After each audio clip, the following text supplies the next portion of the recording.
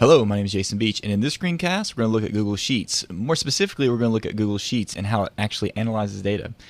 Google Sheets does a very good job in giving you the ability to explore and interact with your data. So what I've done here is I've went to the U.S. Climate Data website, and I've pulled data from Cookeville, Tennessee, climate data from Cookeville, Tennessee. And you can see here it's actually pretty simple. You just go to the history, select the year, select the month. In this case, I have pulled the climate data from 2016. And what I've done here is I've went ahead and I've just separated this up. So here's January, over here in my column here, January, month, February, and then March. And I just chose those to work with.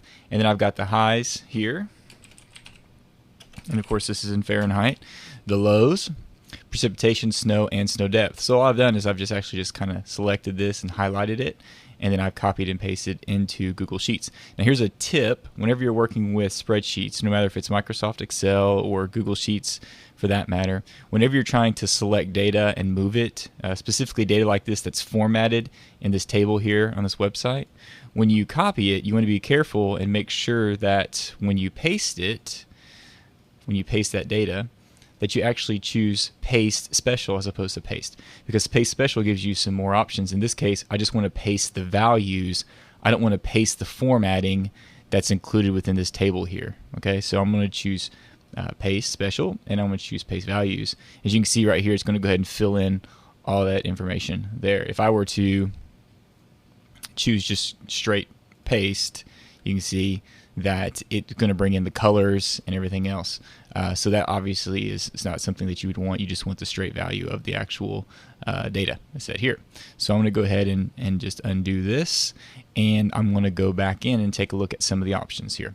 All right, so specifically, if you look in the bottom right corner of the screen, this option is probably not open by default. But what this does is it kind of changes as you move through. So as you can see right here, I've got a blank cell that I've selected, and it doesn't give me any options here.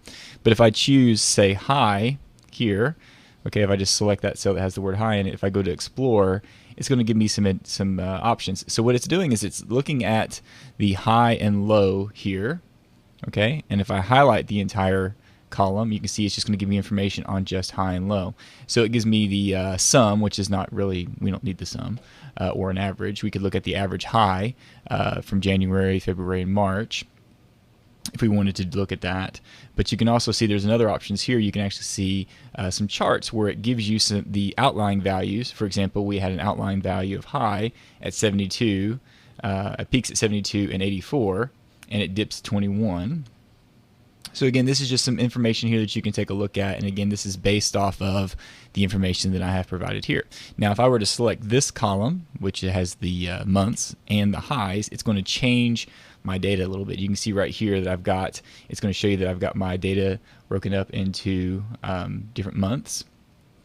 Of course, the month count, which obviously tells you there's 30 days, 31 days here, 31 days here, and of course 28 days here. And it tells you the lowest value is the month 28. So again, it's just reading the data and giving you information quickly, which is really a nice feature built into the Explore option that you have here. One of the other examples that you can look at and use, let's say for example I want to compare the high and the low. If I select both of those columns, you can see right here it's going to provide me that information, and it also color codes that. So highs in blue and of course lows in red, and it's going to put them next to each other as it goes through. So the biggest difference in between highs and lows is about 43. There's a variety of other options here that you can look at, and of course you have precipitation. And if I were to select all of these, it's going to continue to give me more information in depth. This here you can see here's snow depth and precipitation depth, and it's going to provide all that information within these actual charts here. So you can see here we have a snow depth, which was a peak. So that was obviously we don't get a lot of snow in Tennessee. So here in January we had a large snowstorm, so it kind of brings that up. And then the next snowstorm was of course less than an inch, of course, here within Cookeville. So you can see here these are some of the options that the spreadsheet program gives you, and again these are on by default. So you can actually just go in select a column, and then it's going to give you, recommended charts that you would want to use to examine this data. Now beyond that, let's say for example that you want to look at some of the more advanced charts that are available within Google Sheets. To do that, what you want to do is, of course, you want to go to Insert and then choose Chart. And again, it gives you the ability to use common charts, charts that you've seen over here underneath Explore, but it also recommends charts for you here. So these are the recommended types of charts that you'd want to use for just depicting the high temperature here. So if I wanted to compare this month and this month, okay, it's going to give me the ability to look at the high temperatures as it spans throughout. You also have the ability to look at chart types, which again, this gives you pie charts, scatter plots, etc. You got other charts here that you can look at and use. So for example, this motion chart here is a type of chart that you could use that actually can show change over time. Of course, this data is not designed to use a motion chart, but I want to just kind of give you an example here. As you can see, it gives you an example of what your motion chart would need to look like. Have some columns, years, and then an X and Y factor here. And it also gives you the ability to kind of view a live example. So here's a live example of what a motion chart would look like. And you can see you've got your country here, the years, X and Y, and then of course you've got the color and size or whatever. So over here, if I were to press the play button, you can see that it's going to go from 1990 to 1991, and you can use this to show population changes. You can do this to show temperature changes if you wanted to go through and grab all the low and high temperature data for a specific region. You can easily do that, and I believe that this website here, this U.S.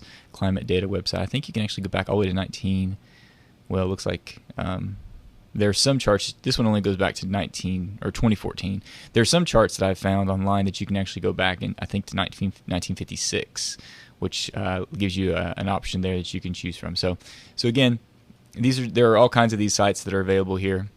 You could even compare one site versus another site if you wanted to, as far as climate data. So again, it just gives you lots of options that you can actually work with and use within Google Sheets. And then of course, once you're finished with Google Sheets, let's say for example I want to insert a chart based on my month data, I can easily do that by just selecting that chart and then pressing Insert. And then I've got my chart there, and it's right within my sheet. I could also do the exact same thing here within Explore. Do the same kind of concept here. I can just grab this histogram here, and then I can just press that button. It's going to add it here. So again, a nice feature built in to Google Sheets that you can actually use and examine data.